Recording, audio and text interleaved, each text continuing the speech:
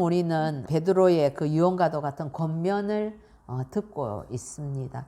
지금 사도 베드로는 흩어져 있는 성도들이 거짓 선생들의 잘못된 가르침에 영향을 받고 있었습니다. 그래서 흩어져 있는 그 교회들이 참 위험한 지경에 있는 것을 이 노사도는 안타까운 심정으로 바라보고 있는 것이죠. 그래서 간절한 마음을 담아서 권합니다. 지난주에 우리가 살펴봤던 내용들이 너희는 내가 죽고 없을 때라도 지금 내가 하는 말을 기억해야 된다. 그래서 생각해라. 뭘 생각하느냐? 하나님을 사랑하고 그분을 닮아가는 일에 힘을 써야 된다.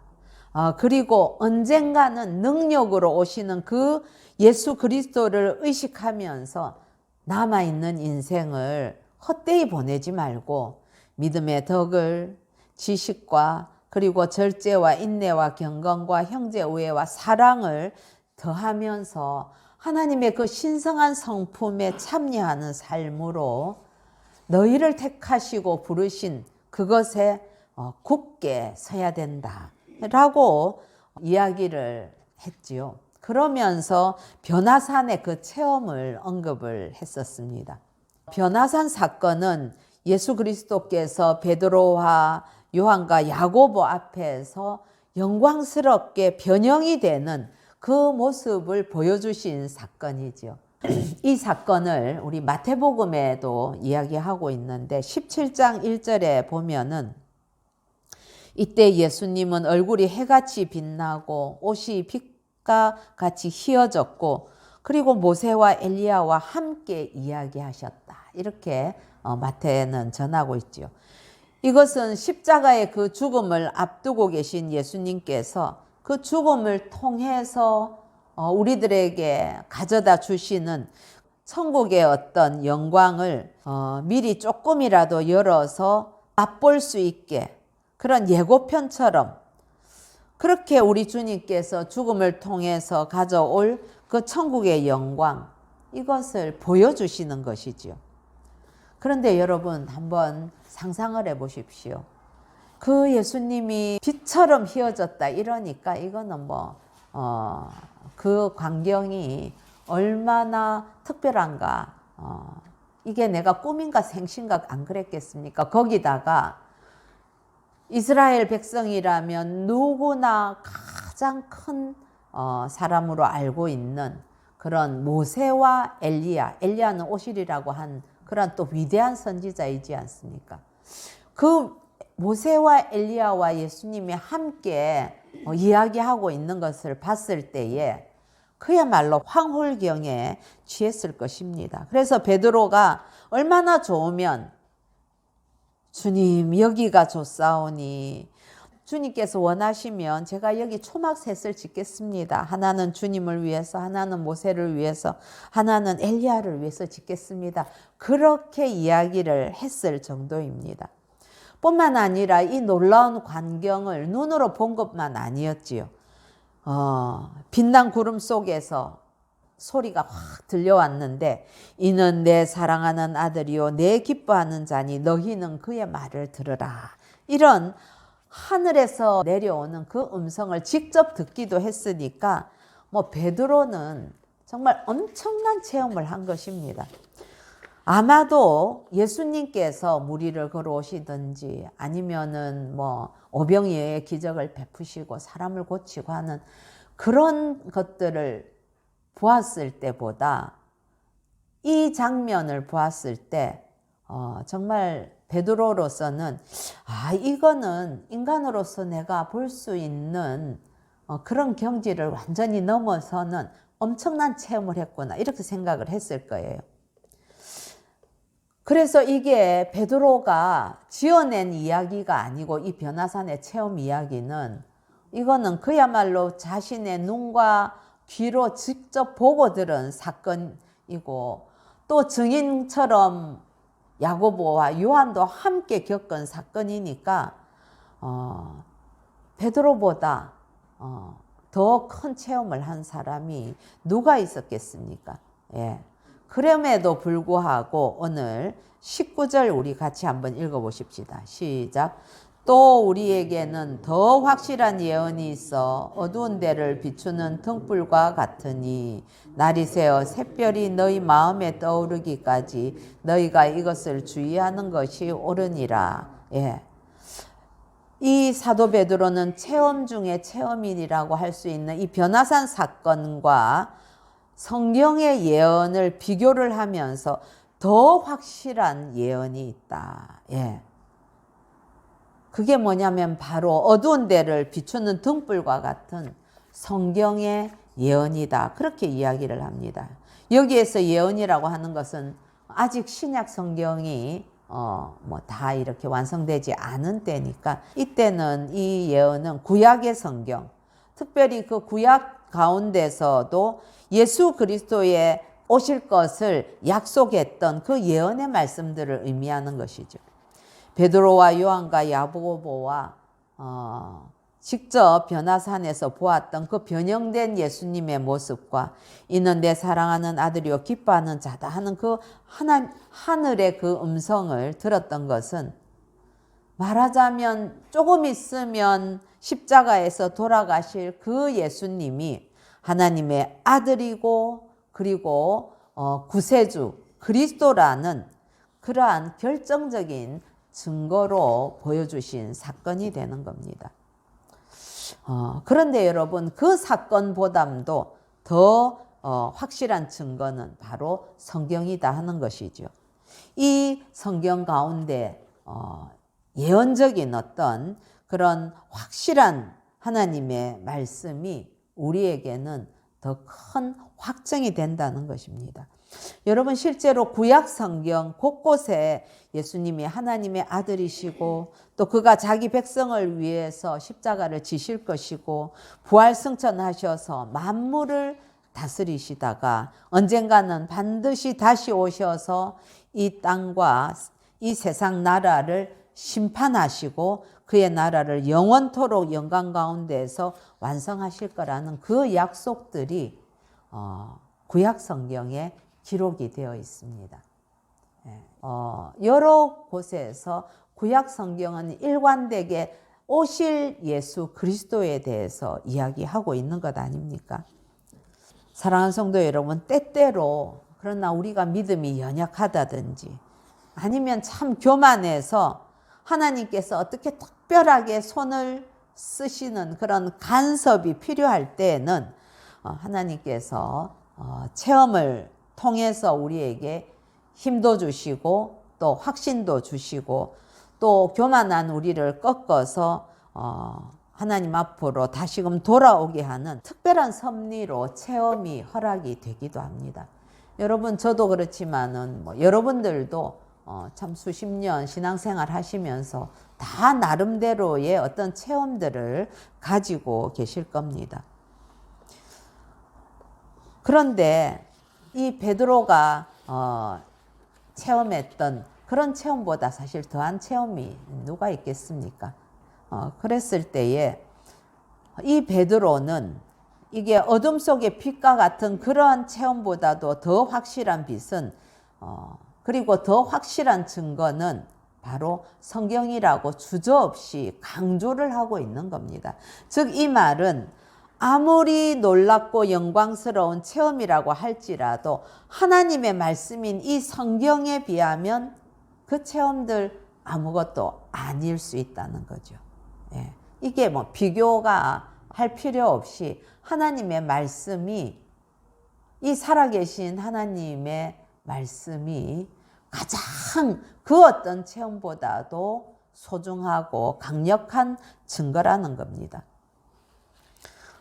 그래서 체험은 부족하고 연약한 자를 일으켜 세우거나 교만하고 완악한 자를 돌아오게 하는 하나님의 간섭과 섭리가 분명하지만은 우리는 이 체험의 성격을 잘 이해를 해야만 합니다. 왜냐하면 체험은 기독교 신앙에 있어서 객관적이고 항상 있는 그런 내용이나 원리가 아니기 때문에 그렇습니다. 여러분 체험이 참 중요하지요. 우리를 그 체험을 통해서 우리의 믿음을 더 강하게 하고 또 때로는 잘못된 것들을 돌이키게도 하는 그런 것이지만은 그럼에도 불구하고 이거는 객관적이거나 항상 있는 내용이나 원리는 아니라는 겁니다. 또한 항상 추구하고 그것만 동경해야 되는 그런 것도 아니라는 것입니다. 만약에 어떤 사람에게 신비한 체험이 허락된다는 것은 좀 극단적으로 표현하자면 그 사람은 체험이 없으면 계속해서 신앙생활을 못할 정도로 그 믿음이 연약하거나 아니면 그 체험이 없으면 돌아오지 못할 정도로 교만하거나 둘 중에 하나라는 의미지요. 저 같은 경우는 저는 이 체험을 하나님께서 제게 허락하셨을 때에 저의 교만을 꺾는 그런 도구로 사용을 하셨습니다. 왜냐하면은 신앙생활 처음 시작하고 뭔가 하나님의 은혜들을 받게 되고 그러면서도 제가 가지고 있는 그런 알량한 세상에서의 어떤 지식이나 선입견 이런 것들로 가득 차 있었지요. 그래서 특히 그 예전에 뭐 80년대, 70년대 이런 데서는 좀 보수적인 장로교회나 이런 데서 방언을 하거나 이런 거는 수용하지를 잘 못했었습니다. 그렇기 때문에 아주 제가 방언에 대해서 좋지 않은 잘못된 생각을 갖고 있었죠.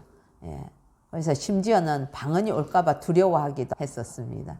그랬는데 제가 청년부 때 수련회를 가가지고 우리가 다 함께 막 열심히 기도하는 그런 때가 있었는데 그때 정말 갑자기 성령께서 제 안에서 이렇게 그 막 불과 같이 역사를 하면서 일정 시간 동안 제가 자의적으로 역사하는 힘 이런 것들을 그만둘 수가 없었어요. 그야말로 속에서 이게 막 계속해서 막 불 같은 게 올라오니까 그 방언을 어떻게 제어할 수가 없을 정도의 그렇습니다. 그래서 저는 방언이 참 무식하게 보여가지고 방언하는 사람들 무시하는 그런 진짜 말도 안 되는 교만이 저에게 있었는데 하나님께서는 그 방언의 은사 체험을 저에게 주시면서 제 교만을 꺾어버리더라고요. 그래서 참 정말 하나님께서는 너무나 섬세하시구나. 그야말로 참 맞춤형으로 은혜도 주시는구나. 그런 걸 생각을 했죠.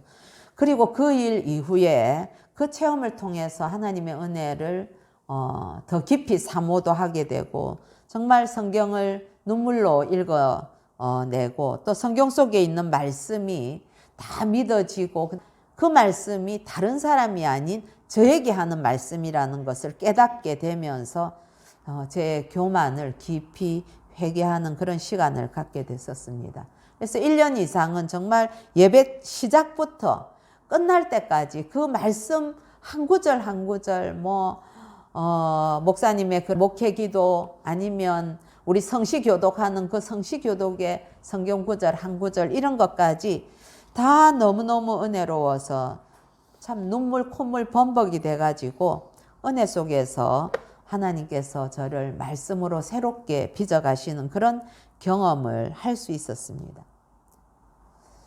그런 관점에서 보자면 체험은 그 사람이 믿음이 좋기 때문에 하나님께서 특별히 상급처럼 주시는 그런 보너스 같은 게 아니라는 말입니다. 그때 저는 믿음도 너무 연약하면서도 너무 교만했기 때문에 이렇게 안 하면 얘가 신앙의 성장을 못하겠다. 어긋난 길로 갈 수도 있겠다 싶어서 하나님께서 강권적으로 주신 게 체험이라는 말씀이지요. 계속 체험을 만약에 동경하고 사모하고 추구했다면 저는 어떻게 됐을까요? 그런데 체험은 그렇게 완전히 거기에만 빠져서 여기만 조사오니 할 것이 아니라는 겁니다. 그 체험 통해서 정신 차리고 신앙의 유일하고도 객관적인 원리인 하나님의 말씀 앞으로 우리 자신을 돌려 세울 수 있도록 하는 목적이 체험에 있다는 거죠.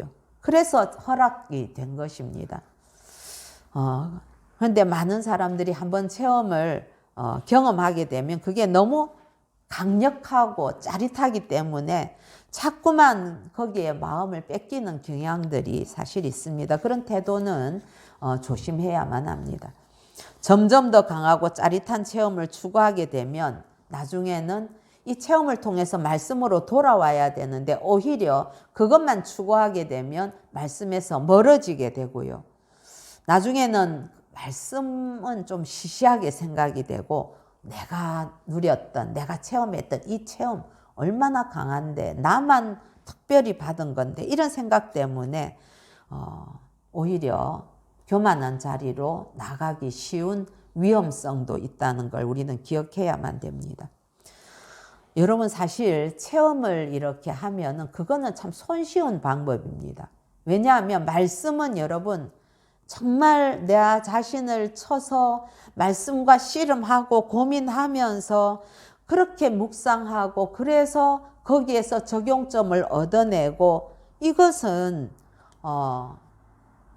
굉장히 그 내면적인 씨름을 요구하는 일이기 때문에 쉬운 일이 아닙니다. 그래서 여러분 우리가 말씀 속으로 들어가는 것은 나 자신과의 싸움이 더욱 치열한 것이지요. 그러나 체험을 요구하고 그래서 뭔가 막 반짝하는 그런 체험을 누리게 된다면 그거는 단번에 손쉽게 무언가를 탁 내가 그렇게 취한 것 같고 그리고 자신이 뭔가 차별화된 그런 사람이라는 자기 만족을 주게 되지요. 예. 그래서 자꾸 그것 속에 안주하게 되는 것이기 때문에 위험성이 있다고 지금 이야기합니다. 베드로가 했던 이 체험 여러분 얼마나 휘황찬란한 체험입니까? 예. 그럼에도 불구하고 지금 베드로는 그렇게 주관적이고 위험할 수 있는 그런 신비한 체험 그거보다는 오히려 더 밝고 분명하고 명료한 진리가 기록된 하나님의 말씀인 성경이니까 그러니까 체험 중심으로 신앙생활 하지 말고 성경 중심으로 신앙생활 하라고 그렇게 유언처럼 권면하고 있다는 사실을 우리는 기억해야 됩니다. 여러분 그렇다면 성경 중심으로 신앙생활 하는 게 무엇이겠습니까? 21절 우리 한번 읽어보십시다. 시작. 예언은 언제든지 사람의 뜻으로 낸 것이 아니요 오직 성령의 감동하심을 받은 사람들이 하나님께 받아 말한 것임이라고 했습니다. 모든 성경은 성령의 감동으로 기록된 예언, 즉 하나님의 말씀으로 신앙의 유일한 원리입니다. 여기에서 예언이라고 말씀할 때 이 예언은 앞니를 알아맞추는 그런 예언이 아닙니다. 보통 이럴 때 쓰는 단어는 미리 예자를 쓰는 것이 아니라 우리 저금할 때 예금한다고 하죠. 그렇죠? 예. 그렇게 위탁한다는 그런 의미, 하나님의 말씀을 위탁한다는 의미의 그러한 예언이죠. 그러니까 이거는 하나님의 말씀을 의미하는 겁니다. 하나님께서는 우리의 그 타락하고 부패한 성품을 하나님의 말씀으로 말미암아 그 더러움과 썩어짐과 허무함에서 우리를 정결하게 하시고 구원해 주십니다. 그리고 의와 진리와 생명과 경건을 주시는 통로도 성령의 감동으로 주시는 성경 말씀입니다. 그래서 여러분 이 말씀이 차곡차곡 쌓이지 않은 사람들은 이제 믿음이 연약할 수밖에 없는 것이 그런 경우에 자꾸 뭔가 우연의 일치 이런 것들을 기대하게 되고 뭔가 또 기도할 때 뭐가 딱 보이는 거 이런 거 환상 이런 거 기대하게 되고 그렇게 된다는 거죠. 그러나 여러분 이 예언이 그 성령의 감동하심을 받은 사람들이 하나님께 받아서 말씀하신 것이기 때문에 하나님의 말씀을 어떻게 감히 사사롭게 풀어서야 되겠습니까? 그래서 20절에 보면 먼저 알 것은 성경의 모든 예언은 사사로이 풀 것이 아니니 이렇게 얘기했습니다.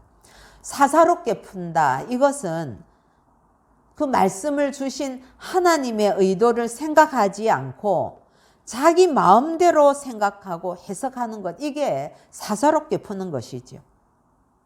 그런데 여러분, 하나님은 그런 식으로 하나님의 말씀을 대하거나 다루는 것을 굉장히 싫어하십니다.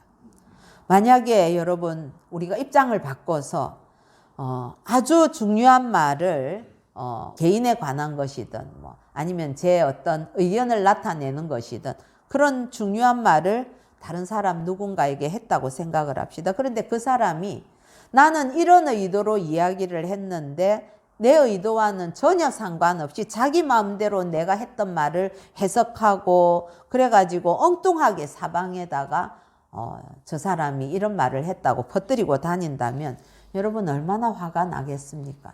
예. 가만둘 수 없는 거죠. 그렇습니다. 성경을 우리가 신앙의 유일한 원리로 삼는다면 성경을 그런 식으로 자기 마음대로 자의적으로 해석하고 풀어서는 안 된다는 것이 사도의 말인 것입니다. 여러분, 그런 걸 보면 분노가 일어야 됩니다. 거룩한 분노가 일어나야 되죠. 성경을 우리가 어떻게 대해야 되겠습니까? 이 성경은 나를 향한 하나님의 말씀이라고 인정을 하면서 그 말씀이 우리 자신을 비추어서 인도할 때까지 말씀에 창념해야만 합니다. 19절에 보면 날이 새어 샛별이 너희 마음에 떠오르기까지 너희가 이것을 주의하는 것이 옳다, 이렇게 얘기했거든요.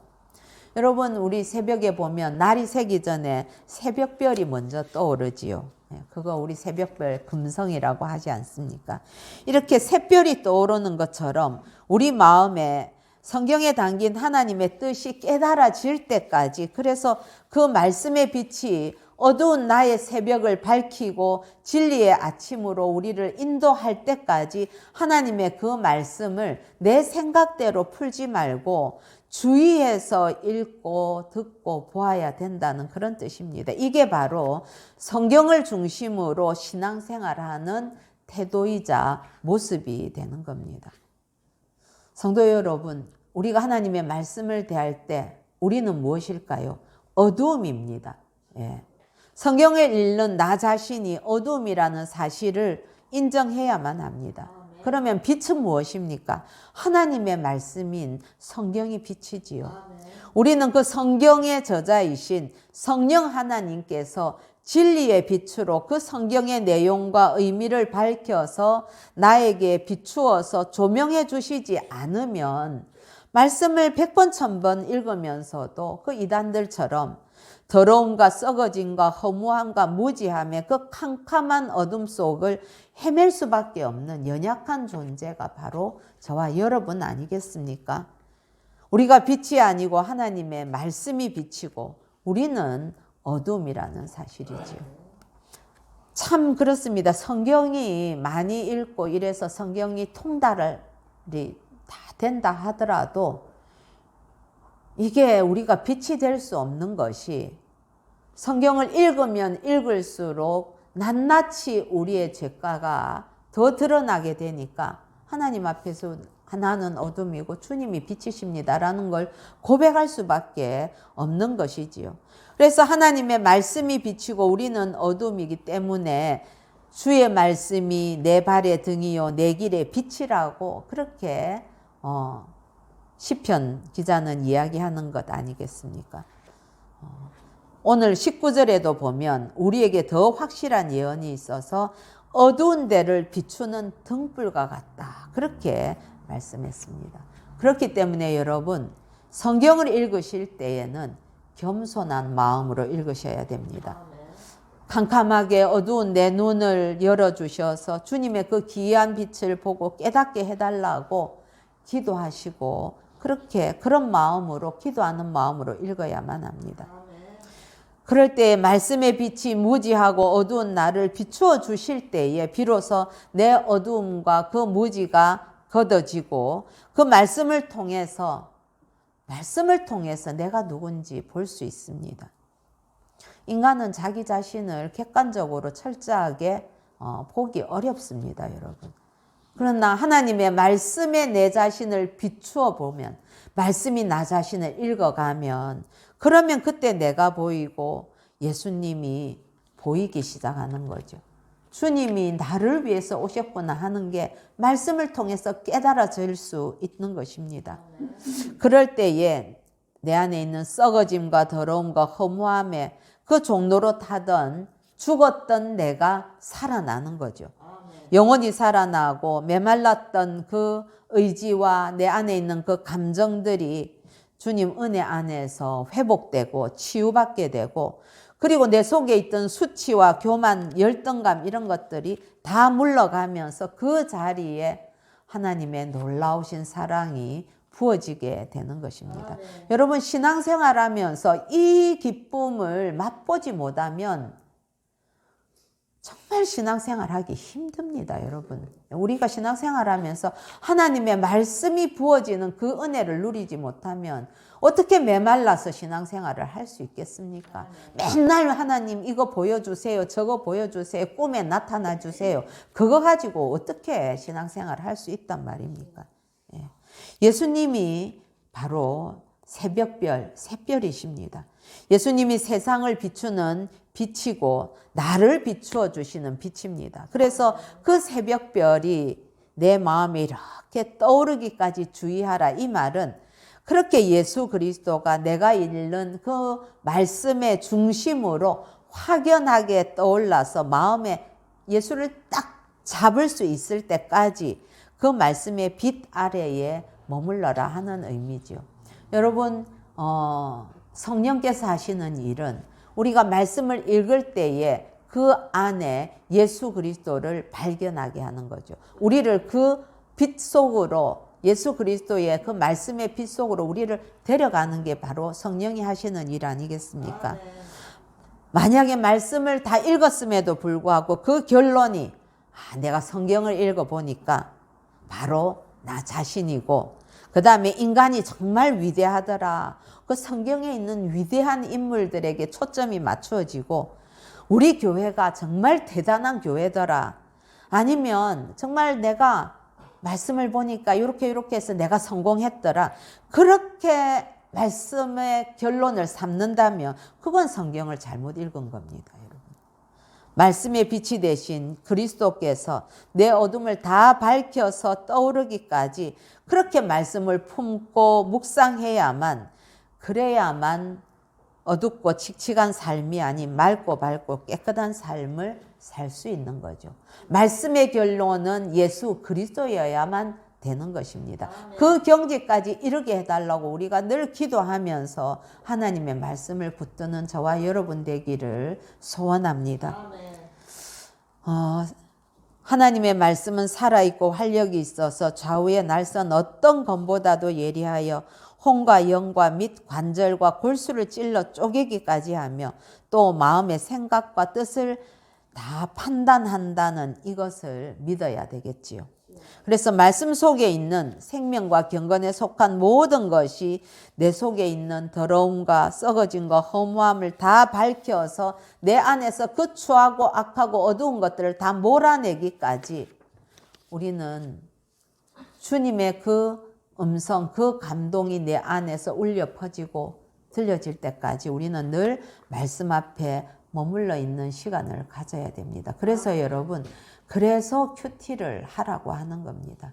묵상을 하는 것이, 이 말씀이 그냥 통독은 휙휙 읽고 지나가면서 전체적인 어떤 그 하나님의 그 말씀의 숲을 보는 거라면 큐티나 묵상 이런 것은 나무를 보는 것 아니겠습니까? 그렇게 하는 것이 하나님의 말씀 앞에 늘 머물러 있는 사람이 바로 그리스도인이 되는 거죠. 여러분, 그렇게 우리 마음에 새벽별이 떠오르는 것처럼 말씀의 주위에서 참념하면 어느덧 그 말씀이 저를 회복시키고 치유하게 됩니다. 그리고 어두워졌던 영혼의 그 시력이 다시 살아나고 죄와 새 속에 찌들었던 마음이 정화되고, 그만큼 정화되는 만큼 하나님을 더 많이 알게 되고 그분의 신성한 성품에 참여하면서 하나님을 닮아가는 그 열매들이 나타나게 되는 거죠. 우리가 이번에 베드로서에서 했던 그 8가지 성품에 참여하는 덕목들을 이렇게 해 나갈 때에 성령의 9가지 열매, 그게 예수님의 성품인데 그런 열매들이 드러나게 되는 겁니다. 제가 말씀을 떠났던 그 중세교회에 반대한 마르틴 루터의 그 종교개혁 이후에 개신교회의 그런 경건에 대한 역사적인 관점을 고찰하는 논문을 제가 최근에 좀 읽게 됐었습니다. 그런데 종교개혁 이후에 개신교도들은 목회자나 신학생이나 성도들 모두가 벌써 종교개혁 이후에 500년 지나지 않았습니까? 그럼에도 그 수백 년, 500년 전에 뭐가 있었습니까? 그러나 그 저녁 시간에도 이 사람들은 호롱불 아래에서 말씀을 읽고 묵상하면서 바르게 성경적인 그 복음의 뜻을 이해하려고 힘쓰고 애썼다는 그런 역사적인 사실들을 알게 되었습니다. 그리고 정말 제가 지금 우리가 현대사회에서 신앙생활하는 우리 모습을 보니까 참 너무너무 부끄러웠습니다. 지금 우리는 세상 문화와 물결에 휩쓸려 가고 있구나. 이게 말씀을 삶의 원리로 삼는 것이 아니라 세상 지식이나 가치관을 붙들고 있는 우리의 허약한 모습이구나. 그러니 말씀의 귀가 열리지 않고 말씀의 영안이 열리지 않는 것 아니겠는가. 그렇게 제가 참 많이 회개를 하게 됐습니다. 그래서 제가 목회자인데 우리 성도들이 이렇게 말씀에 창념할 수 있도록 그 옛날에 뭐 이런 게 있었습니까? 뭐 이 영상이 있었습니까? 책이나 많이 있었습니까? 손으로 써가면서 교리서 같은 거 써가면서 그렇게 농사 지어 가면서도 그저 틈만 나면 저녁 먹고 나면 그 사람들 하는 일은 성경 붙들고 교리서 붙들고 그리고 주일날이면 아침에 일찍 가서 교리 공부하고 또 다 같이 공동체 예배 드리고 오후에 또다시 저녁 때 또 성경 공부하고 그 일을 했더라고요. 그 수백 년 전부터 시골교회 그 교리문답 또 예배를 통해서 성경도 연구하고 그리고 소그룹의 경건 모임을 이 개신교도들이 했었습니다. 그래서 그 경건 모임을 통해서 말씀으로 서로 교제하고 삶에 적용하는 그러한 경건의 삶 그리고 정말 우리 그 홍명희 선교사님이 계시는 그 헤르누트의 그 영성들은 그 사람들은 1700년대니까 18세기 그때인데도 벌써 모여서 같이 기도하고 교제하고 말씀을 묵상하는 가운데 하나님께서 뜨거운 그 마음을 주셔서 그 당시에 수백 년 전부터 선교사로 다 평신도 선교사로 나간 그 무덤들이 쫙 있는 곳이 헤르누트입니다. 제가 정말 여러분들 기회 되면 그 헤르누트에도 꼭 한번 같이 가봤으면 싶습니다. 참 우리에게 주는 도전이 굉장합니다. 그런 경건의 삶을 우리 믿음의 선배들이 지켜왔기 때문에 오늘 여기까지 복음이 전해진 것입니다. 사랑하는 성도 여러분, 임박한 죽음을 직감하면서 체험 중심이 아니라 말씀 중심으로 신앙생활 하라고 하는 이 베드로 사도의 유언적인 권면을 진지하게 그리고 겸손히 받아들이시기 바랍니다.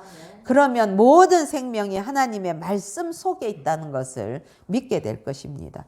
그 내 영혼의 갈증, 허기가 채워지게 되고 불안함과 두려움이 사라질 때까지 말씀을 양식으로 먹고 그리고 읽고 묵상하면서 말씀을 붙드시는 저와 여러분이 되십시다.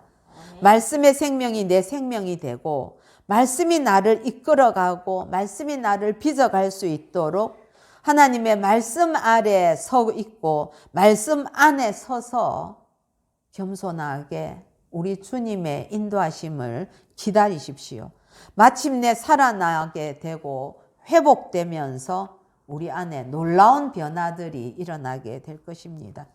그러면 그 어떤 신비한 체험을 한 것보다도 더 많이 하나님을 사랑하게 될 것이며 더 많이 하나님을 알게 되고 닮게 될 것입니다. 아무리 많은 체험을 했다 할지라도 말씀을 자기 자의적으로 해석하면서 그렇게 허황된 것만 추구하던 사람들이 보담은 하나님의 말씀을 통해서 은혜 받은 자들이 주님을 더 깊이 사랑하게 되어 있습니다. 그것이 우리를 향한 사도의 간절한 일깨움이고 우리를 향하신 하나님의 마음입니다. 네, 기도하시겠습니다.